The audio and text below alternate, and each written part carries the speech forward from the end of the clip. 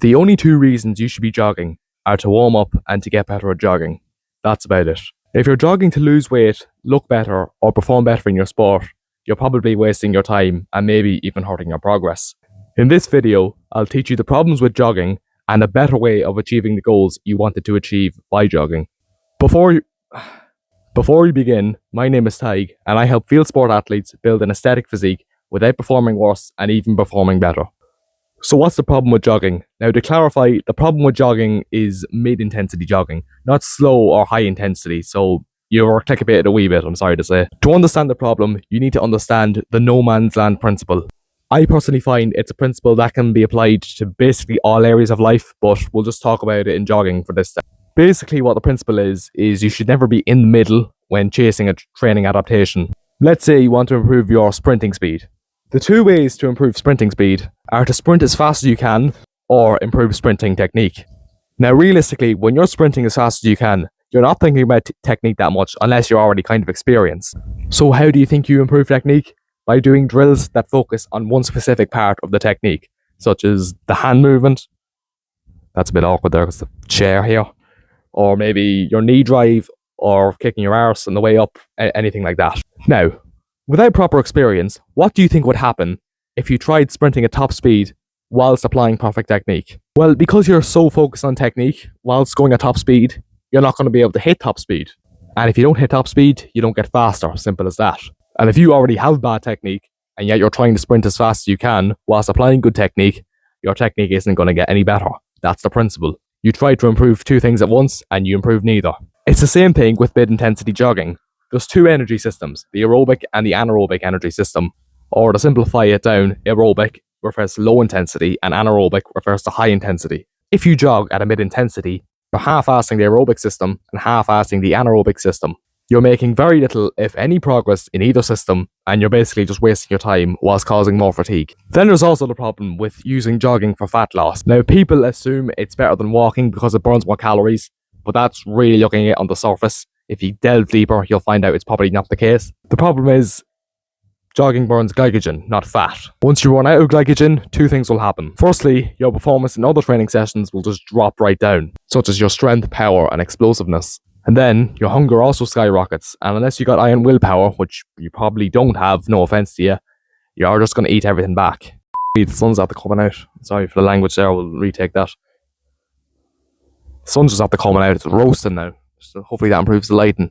Anyway, third problem with jogging is just the sheer damage it does to your body. Now, I have had many experiences with this, my body literally being broken from jogging too much. If you take something like walking, like, yes, it's long duration, but it's low impact. Or something like sprinting, high impact, but low duration. What's jogging? High impact, high duration. Body struggles to recover from that. Imagine in season, on top of everything you're already doing between sports training, gym work, recovery, you go for jogs as well. What's going to happen to your body? Unless it's extremely robust, it's probably going to break on you. What should you do instead? So I'll go through each problem here and its solution separately. So starting off with the no man's land problem. Now, see here, I have this smartwatch here, and I use that for tracking my heart rate during conditioning work. If you have one, brilliant, or just any other sort of watch or heart rate monitor. If not, don't worry about it. So to improve the aerobic system, you want to do any form of cardio that you prefer. It could be walking, could be jogging, cycling, swimming. Yeah, I said jogging, didn't I? Yeah, if you're going to jog, keep it light and don't do many sessions a week. And what you want to do is keep your heart rate between 120 and 145 beats per minute. But I find the perfect range, if you can keep it there, between 140 and 145. Yeah, that range is more for an adaptation. 120, you will get some adaptation, but it's more so for recovery runs. As for anaerobic, anything above 170 is good, but ideally, if you want really high intensity adaptations, try 180 to 190. Now, this is done by just going hard. And obviously, you're not going to be able to sustain that for very long. And the problem with these circuits, you see, if they're particularly short, you're basically not going for long enough to hit that heart rate zone. So what I would do is a principle I've been using for years now. It's called a maximal aerobic speed run. It's basically where you jog hard for a few minutes at a time. Like usually no more than 4, definitely no more than 6, but 4 is usually the upper limit. So say you're going for 4 minutes for one set, rest for half as long, so 2 minutes. And if you go for 2 minutes, rest for 1 minute. Then do anywhere from what is it like? Honestly, anywhere from 3 to 6 sets usually. You can maybe go as low as 2 or as high as 8 if you really want to. And I said if you don't have a heart rate monitor, don't worry. I'll tell you why now.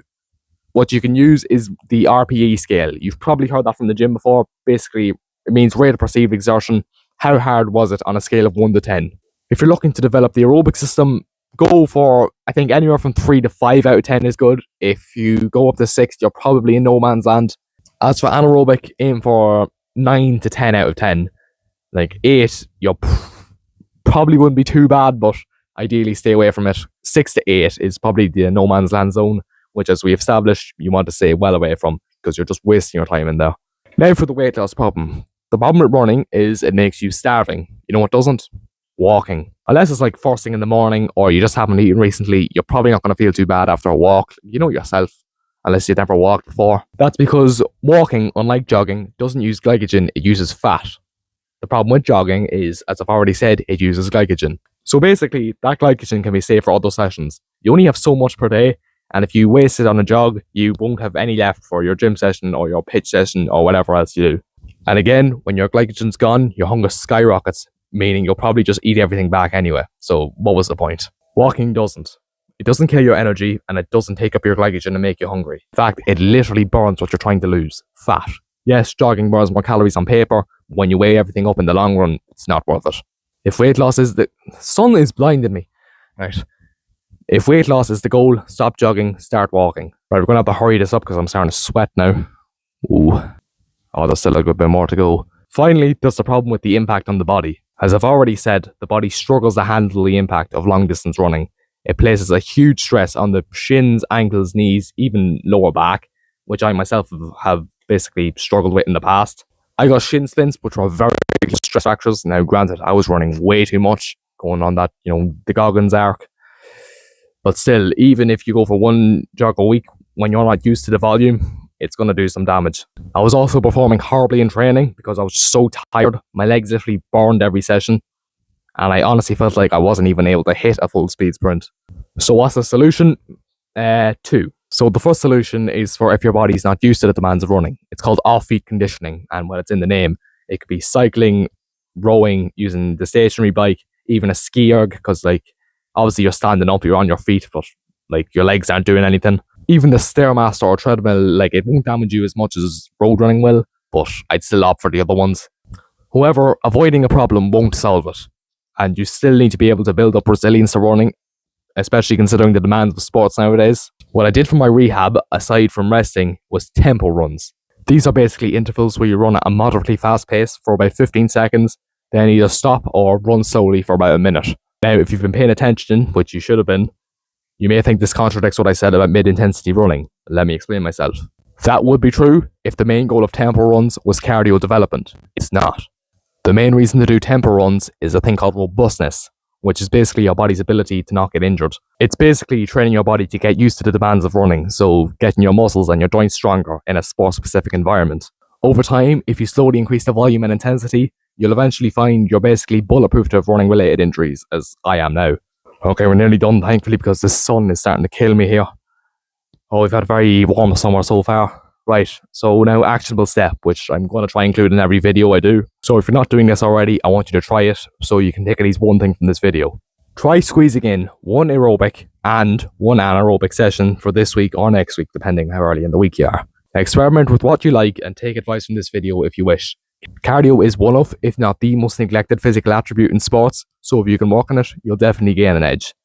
And that's why I think running causes more problems than it solves and what you can do instead. Now, obviously, there's a lot more I want to explain, but that'll come later in something I'm working on. If you found this helpful or just want to find out what's coming next, hit the subscribe button. It takes nothing from you and helps this channel grow. And look, if you really don't like me, you can just unsubscribe later. Train to dominate, not just to look good.